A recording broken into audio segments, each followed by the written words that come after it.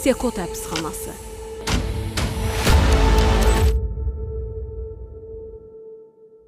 El Salvadorun Takaluka bölgəsində yerləşən və rəsmi adı ilə terrorizmlə mübarizə mərkəzi olan bu müəssisə təkcə Latin Amerikasının deyil, dünyanın ən böyük və ən sərt rejimli həbsxanalarından biri kimi tanınır. 2023-cü ilin əvvəlində istifadəyə verilən bu kompleks 40.000 məhkum üçün nəzərdə tutulub və hazırda burada 14.500-dən çox məhkum saxlanılır. Sekotun təhlükəsizlik tədbirləri misilsizdir. 19 müşahidə qülləsi, 9 metrlik 2 qat divarlar, 15.000 voltluq elektrikli tikanlı məftillər və səsli çınqıl döşəmələr məhkumların hər addımını izləmək üçün nəzərdə tutulub. Hər bir kamerada 156 nəfər yerləşdirilir, lakin bu say bəzən daha da artar. Məkan sıxlığı isə hər məhkuma cəmi 0,6 kvadrat metr sahə düşməsi ilə nəticələnir ki, bu da beynəlxalq standartların xeyli altındadır. Məkanın içərisindəki şərait isə daha da dəhşətlidir. 4 mərtəbəli döşəksiz və yorğansız metal çarpayılar, 24 saatlıq süni işıqlandırma, kameraların və silahlı mühafizəçilərin daimi nəzarəti altında həyat. Hər kamerada cəmi 2 ayaq yolu və 2 yuyunma yeri var. Su təchizatı isə xaricdən nəzarət olunur. Təcrid kameraları isə beton yataq, ayaq yolu və yuyunma yeri ilə təchiz olunur və məhkumlar burada 15 günə qədər saxlanıla bilər. Burada gəzinti də yoxdur, təhsildə, ünsiyyət isə sıfır. Məhkumların bədənindəki döymələr isə burada yeni bir dildən xəbər verir. Məsələn, MC13 yazısı ya da 3 nöqtə ölüm, sədaqət və sükut anlamına gəlir. Bəzilərində çarpaz bıçaqlar, skeletlər və əjdahalar var. Keçmişdəki qətillərin, sadiqlik antlarının ya da düşmənə verilən mesajların vizual formasıdır. Bu döymələr bir vaxtlar güc və hörmət simvolu idi. Amma Sekotda onlar damğaya çevrilib. Çünki hər döymə əlavə cəza, əlavə təcrid və daha dərin zülm deməkdir. Həbsxanada saxlanılan məhkumlar arasında yüksək rütbəli cinayətkarlar, müxtəlif cinayətlərdə ittiham olunanlar və bəzən hələ məhkəmə qərarı olmadan saxlanılan şəxslər də var. Mənbələrə görə bəzi məhkumlar kütləvi məhkəmələrdə müdafiə hüququ olmadan mühakimə olunurlar. Bu həbsxana insan hüquqları təşkilatları tərəfindən insan hüquqları üçün qara dəlik kimi təsvir olunur. Məkanın sıxlığı, qeyri-insani şərait və məhkumların hüquqlarının pozulması ilə bağlı ciddi tənqidlər mövcuddur. Sekotun divarları arxasında baş verənlər təkcə cinayətkarların deyil, həm də insan hüquqları və ədalət prinsiplərinin ciddi şəkildə sınağa çəkildiyi bir reallığı əks etdirir.